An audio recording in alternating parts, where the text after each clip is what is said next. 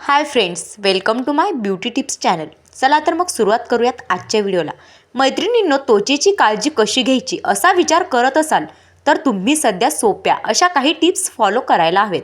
या टिप्स सोप्या आणि अगदी सहज करता येतील अशा आहेत। चला तर मग पाहूयात। मैत्रिणींनो, सकाळी उठल्यानंतर चेहऱ्यावर पाणी मारून चेहरा स्वच्छ करा।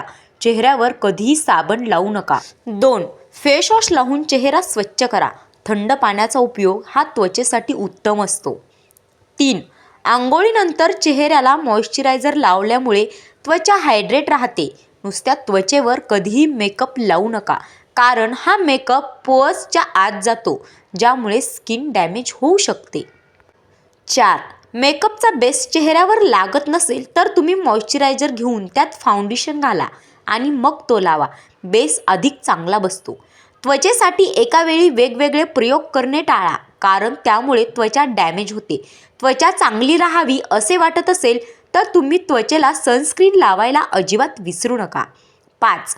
त्वचेला पिंपल्स आले असतील तर त्याला सतत हात लावू नका, कारण हाताची उष्णता लावून ते वाढण्यासाठी शक्यता असते। 6. आठवड्यातून एकदा चेहऱ्याला छान वाफ घ्या। वाफ घेतल्यामुळे त्वचेचे पोर्स ओपन होतात।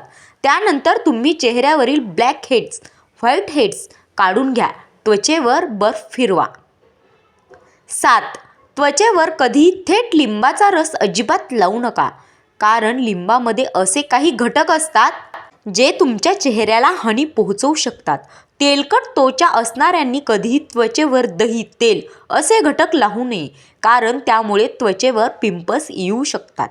त्वचेसाठी सिरम हे देखील फार महत्त्वाचे असते। तुमच्या त्वचेच्या प्रकारानुसार तुम्ही सिरम निवडायला हवे। सिरम लावले तर तुम्हाला त्वचेवर इतर काहीही लावावे लागत नाही। 9.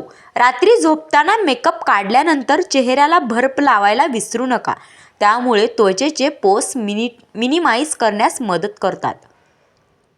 10. त्वचेच्या प्रकारानुसार योग्य असे क्लिन्झर निवडणे गरजेचे असते, तरच त्वचा स्वच्छ होण्यास मदत मिळते।